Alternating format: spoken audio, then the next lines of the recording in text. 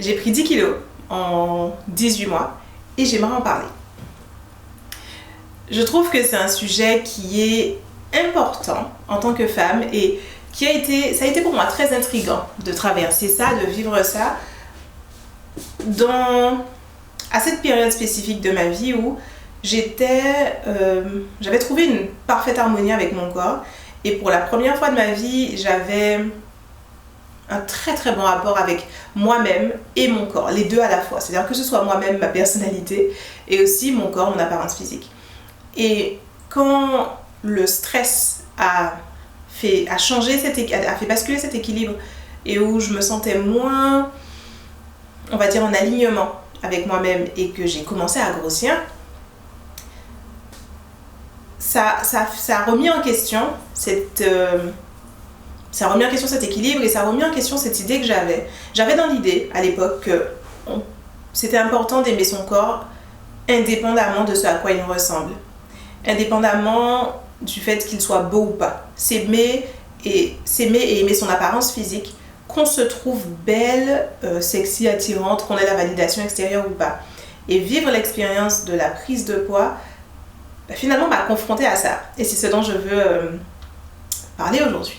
Quand j'ai quitté mon travail salarié en 2014, le fait de savoir que j'allais travailler de chez moi et que ça entraînait pas mal de sédentarisme, j'ai commencé à m'inquiéter. Je faisais pas de sport, j'avais pas vraiment fait de sport depuis le moment où j'avais quitté le lycée finalement. Donc en 2014, j'avais quitté le lycée depuis combien de temps ? 8 ans déjà. J'ai eu mon bac en 2006. Donc je m'étais inquiétée et du coup ma seule activité physique c'était aller au travail. Et du coup à l'époque je m'étais beaucoup inquiétée du fait que le minimum que j'avais en allant au travail, les escaliers du métro, les escaliers au bureau, quand je prenais pas l'ascenseur, je prenais les escaliers, etc. Si j'allais plus avoir ça, je me disais j'allais vraiment commencer à être en mauvaise santé. J'avais 25 ans à l'époque et donc je m'étais dit ok, il faut que je commence à faire plus attention à mon corps. Là, je vais être sédentaire, je vais faire plus attention à mon corps. Et dans le même temps, finalement, le fait aussi de ne plus être dans le système, entre guillemets, de ne plus être salarié, et de prendre cette décision aussi pour moi-même, de quitter mon travail et aller créer mon entreprise, etc., ça me mettait dans cette démarche de, finalement, prendre soin de moi, prendre mes responsabilités pour moi-même. Donc, c'était ce qui s'est passé avec mon corps, de me dire, ah là là, maintenant, il faut que je fasse beaucoup plus intentionnellement du sport. J'ai eu la même chose pour mon mental, ici. Avoir un but dans la vie, avoir ce truc qui te fait sortir du lit et faire quelque chose que t'aimes, etc. Finalement, avoir une vie que j'aime, de manière générale. À ce moment-là, en fait, c'est le moment où j'ai décidé de prendre la responsabilité de ça. De pas juste voguer dans la vie et espérer finalement que les choses vont tomber en place, que je vais aimer mon job, que je vais aimer mes collègues, etc. J'avais vraiment décidé de me prendre en main à ce moment-là. Et ça inclut mon corps donc. Donc j'ai commencé à faire à l'époque, j'avais commencé à faire beaucoup plus de cardio, donc je courais. Et puis aussi, ensuite, j'ai acheté un vélo d'appartement que j'ai encore. Je faisais du vélo. Quelques mois après, j'ai commencé à faire du fitness. Et j'ai adoré. Donc, ce moment où j'ai commencé à prendre soin de moi intentionnellement a vraiment été marqué par une bien meilleure forme physique. C'est-à-dire, j'ai perdu beaucoup. Je pense qu'à l'époque, au moment où j'ai quitté mon travail, le stress avait fait vraiment monter. J'avais pris beaucoup de poids à cause du stress et je frisais la taille 40.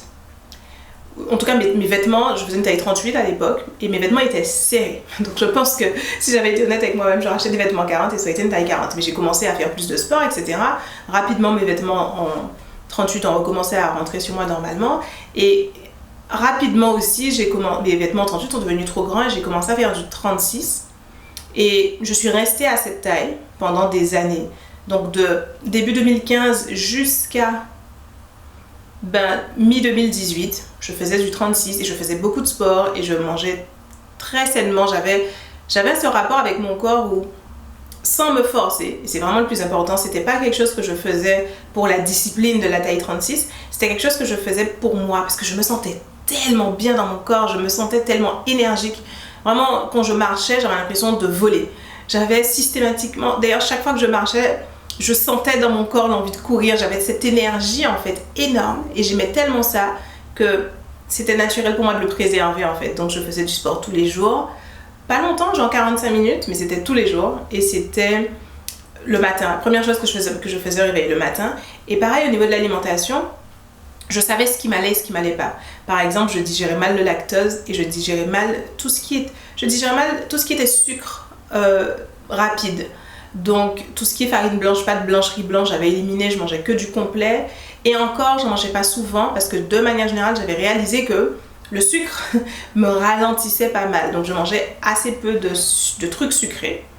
Je mangeais très peu de lactose aussi, sachant que peut-être 1 à 2 fois par mois quand même, j'adore la glace, je mangeais des desserts par pur goût, par pure envie d'avoir ce truc sucré dans la bouche, mais le reste du temps, je mangeais des légumes, je mangeais de la viande, je grignotais pas et je faisais du sport. Et donc voilà, j'avais ce corps hyper énergique que je maintenais vraiment à ce niveau-là. Et ça a duré des années. Et j'avais cet amour de moi qui était à l'époque assez enivrant parce que je l'avais jamais ressenti avant. Ressenti le fait d'aimer comment je me sens dans mon corps, d'aimer l'énergie que j'ai, me réveiller le matin et être contente d'être dans ce corps. Et j'avais aussi fait beaucoup la paix avec moi-même. Donc j'avais également le plaisir d'être qui je suis, le plaisir de vivre ma vie.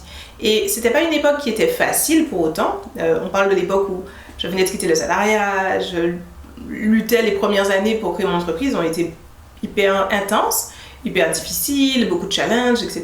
Bon, c'est toujours beaucoup de challenges, etc. Mais les premiers sont toujours marquants, en tout cas différemment. Donc c'est pas comme si tout était rose et facile.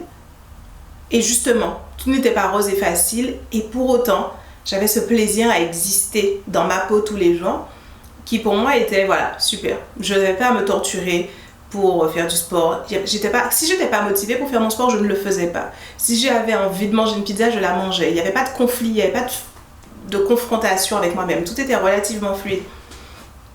Et c'était génial. Et jusqu'au moment, et je me disais, ben ouais en fait, et j'étais mince, très mince, et dans la communauté noire, vous le savez, c'est pas forcément bien vu. Ma soeur et mon beau-frère n'arrêtaient pas de se foutre de ma gueule, me dire que je ressemblais à une éthiopienne, que j'étais trop mince, que j'avais pas de forme. En plus, je faisais beaucoup de fitness, donc j'étais pas juste mince, j'étais relativement musclée. Alors, j'avais pas des gros muscles, mais j'étais dessinée, on va dire. Et donc, ouais, et malgré ça, le fait que j'avais plus cette apparence attirante, à mes propres yeux, j'ai les critères de beauté de ma communauté, moi aussi, je préfère les formes et tout ça. Mais je me disais, c'est pas grave parce que je me sens tellement bien dans mon corps que j'approuve quoi. J'en étais là. Et puis, mi-2018, j'ai ressenti un énorme stress qu'il m'a fallu des mois pour comprendre que c'était le syndrome de l'imposteur. Et c'est l'objet d'une autre vidéo. Parce que j'avais jamais eu ça de ma vie, le syndrome de l'imposteur.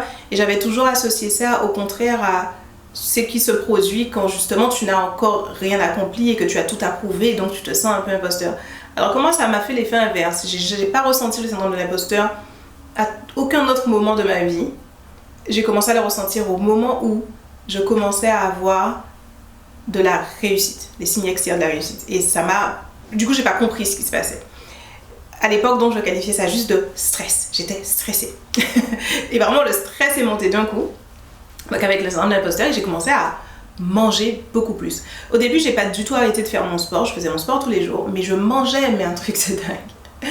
Et donc pendant ces 3 premiers mois de stress, donc mai, juin, juillet, août et jusqu'à septembre, on va dire 2018, j'ai pris une taille de vêtements. Donc je rentrais encore dans mes vêtements 36, mais ils étaient serrés et ça commençait à devenir vraiment inconfortable. Et donc j'avais recommencé à ressortir mes vêtements 38. Et je faisais encore du sport, c'est juste que je mangeais beaucoup plus. À ce moment-là, finalement, le stress en fait que je ressentais a mis un premier impact dans à quel point je me sentais bien avec moi-même. Et du coup, ça se répercutait sur tout. Et j'essayais désespérément, et c'est ça qui a caractérisé les premiers mois de ma prise de poids, j'essayais désespérément de revenir à avant, comme c'était avant, comme mon corps était avant. Donc je voulais me sentir comme avant, finalement. Et ça se caractérisait par tous les matins je me réveillais et j'essayais de me sentir comme avant. Donc j'essayais d'être moins stressée, j'essayais d'être plus calme. J'essayais de Et du coup, j'avais ces envies nouvelles de manger plus et manger plus gras et manger plus sucré, qui n'étaient pas là avant. Et j'essayais de les ignorer, de me dire, bah non, non. Évidemment, j'arrivais pas à y résister, donc j'y cédais. Et c'était tout un conflit intérieur qui était assez intéressant. En février 2019, donc j'en étais encore là, ça s'était stabilisé, on peut dire. J'avais arrêté de grossir, en tout cas, pendant quelques mois. Ouais, février 2019, j'étais en Guadeloupe. J'étais là, dans mes vêtements 38, je me rappelle. C'était relativement stable. Et ensuite, en avril 2019, j'ai emménagé dans cette maison dans laquelle j'habite maintenant. Ce qui a remis un coup dans mon syndrome de l'imposteur.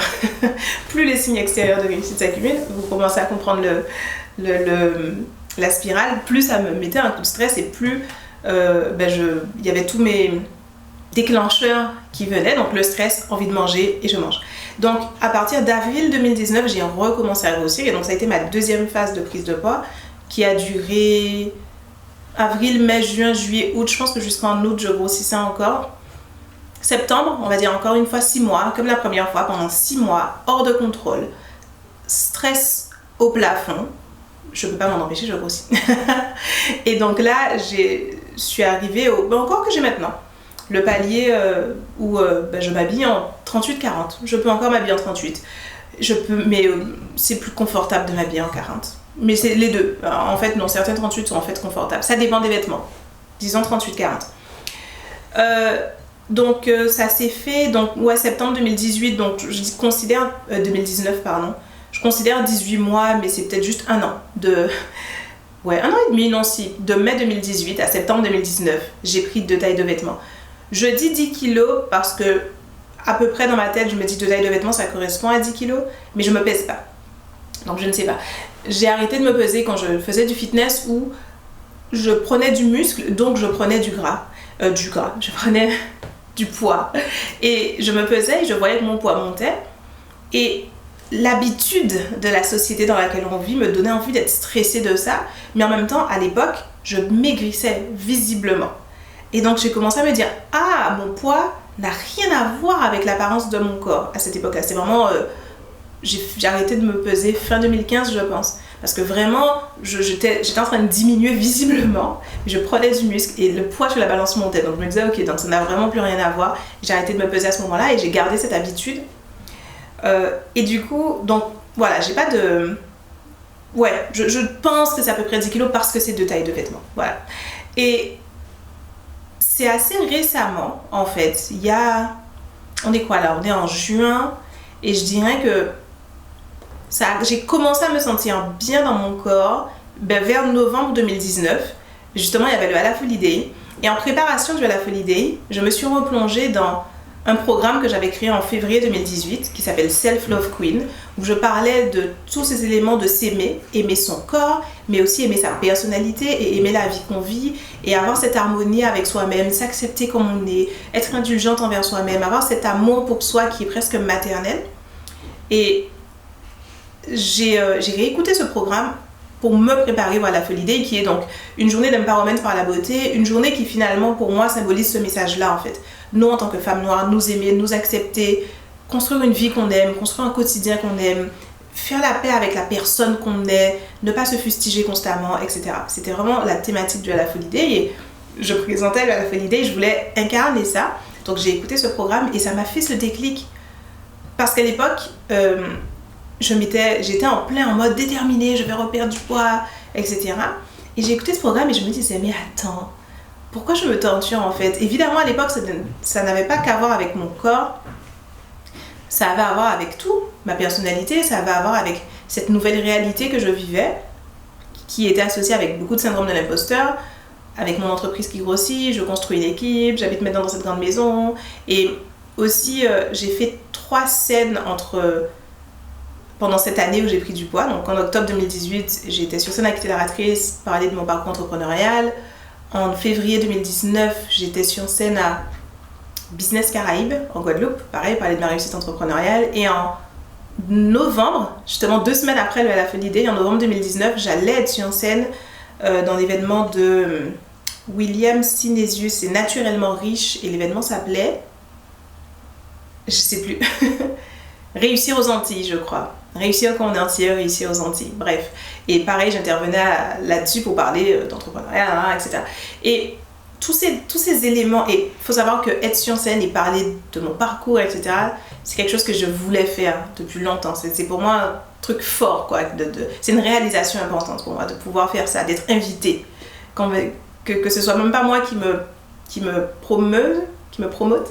Vous comprenez ce que je veux dire, mais qu'on vienne me dire hey Maëlle, je fais cet événement, est-ce que tu peux venir, c'était important pour moi, écoutez, voilà.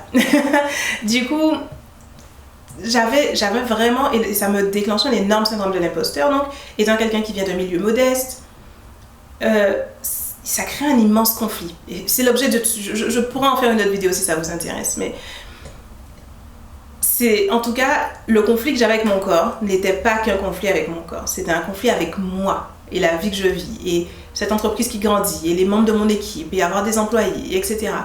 Et à ce moment-là, donc, on est en novembre 2019, j'écoute mon propre programme créé en février 2018, à une époque où je n'avais pas du tout tous ces problèmes, où j'étais en parfaite harmonie avec moi-même et tout ça. Il y a quelque chose qui s'est dénoué et je me suis dit, oh, ça va en fait. Et il y a eu un premier relâchement, un premier lâcher prise où je me suis dit, oh, en fait, je vais me laisser tranquille.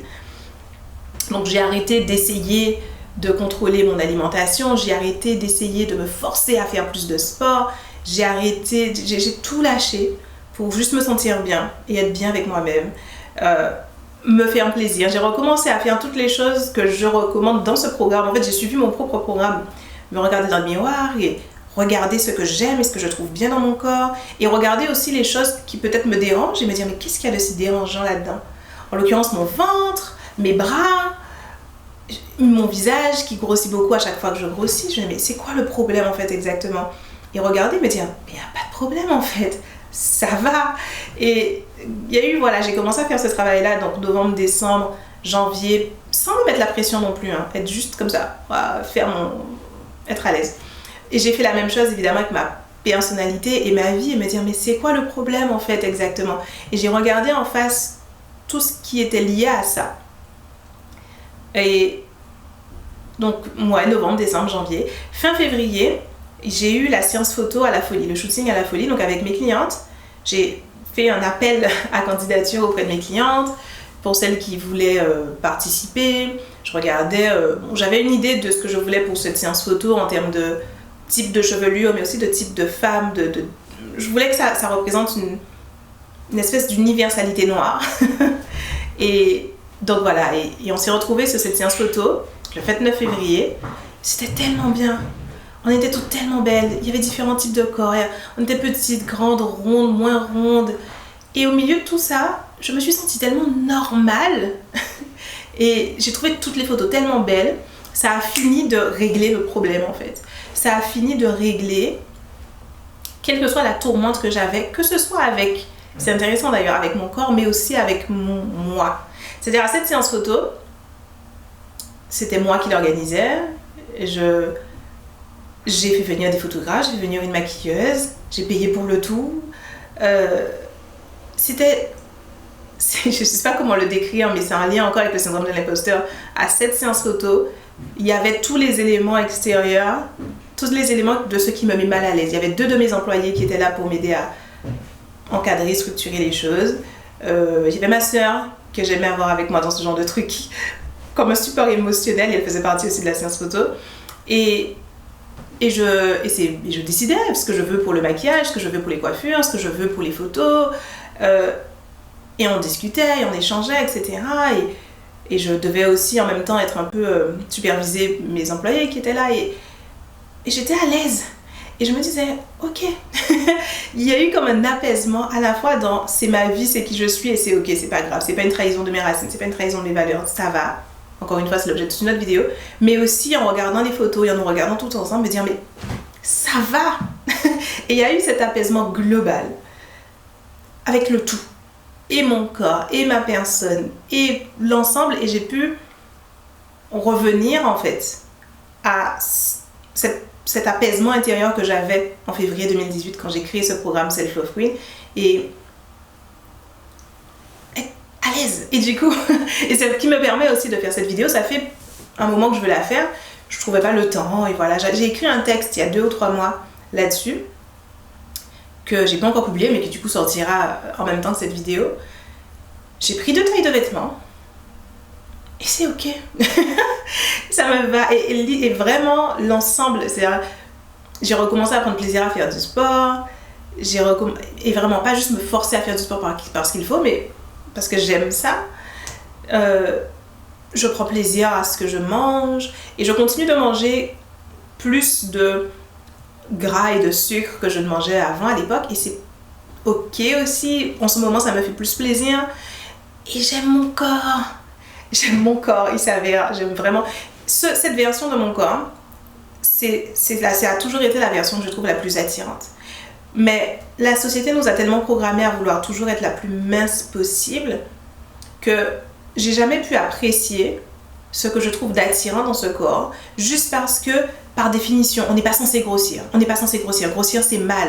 Donc, comme j'étais dans ce truc dont mais t'es pas censé grossir, mais t'es pas censé grossir, mais t'es pas censé grossir, je ne pouvais pas juste apprécier mon corps, apprécier le fait que j'ai de la chance quand je grossis, je prends des seins, apprécier le fait que j'ai plus de seins, apprécier le fait que mon corps est plus voluptueux, apprécier les courbes de mes hanches et de mes fesses et de mes cuisses, apprécier tout ça. Je trouve mon corps de maintenant tellement plus sexy, tellement plus... Je me sens bien dans ce corps, je me sens plus belle, je me sens plus attirante et ça m'amuse maintenant de voir comment je me suis débattue avec depuis... on va dire 2 ans maintenant, on est en juin 2020, donc ça a commencé en mai 2018. Et je pense que je voulais faire cette vidéo surtout parce que c'est tellement fascinant le rapport entre le corps et comment on se sent dans son corps et l'intérieur, comment on se sent avec soi-même, comment on se sent dans sa vie. Et ce rapport chez moi, il a été, voilà, parfaitement, ça a été parfaitement corrélé. Si j'avais besoin d'un exemple de la vraie vie, de comment... tout ça c'est émotionnel et tout ça se passe à l'intérieur. J'ai eu moi-même pendant 2 ans et je sais pas exactement comment cette vidéo sera reçue, est-ce que ça va résonner en vous, est-ce que ça va être même intéressant pour vous, mais pour moi il y a quelque chose de cathartique à la faire, comme une espèce de boucle bouclée et ça me donne aussi l'occasion de répondre à toutes les personnes qui ont cru que j'étais enceinte pendant ces 2 années-là. Mon Dieu, littéralement, j'ai commencé à grossir en mai 2018. Les questions de est-ce qu'elle est enceinte ont commencé, je crois, en juillet. Et elles ont continué. Et je me suis dit, mais c'est fou. Si j'étais enceinte, ce serait la plus longue grossesse du monde quand même. Mais voilà, c'est l'occasion de dire, je n'étais pas enceinte, j'ai juste grossi. Et voilà. Voilà mon rapport avec ma prise de poids. Voilà mon rapport avec mon corps actuel, que j'aime beaucoup. Vous allez continuer de voir des décolletés, pour les gens que ça dérange de voir mon décolleté en vidéo. Vous remarquerez que j'ai démarré cette vidéo sans fond. Là, le décolleté était trop plongeant pour moi, donc j'ai mis un fond qui continue d'avoir un décolleté. Vous voyez un cleavage là, et ça restera comme ça. Je vais m'habiller exactement comme je veux. Je montrerai la quantité de décolleté que je veux. Je trouve que c'est beaucoup plus joli avec ma morphologie d'avoir des cols en V, d'avoir des décolletés. Et j'aime mes seins comme ils sont en fait. Donc j'aime les mettre en valeur dans mes tenues. Ça continuera.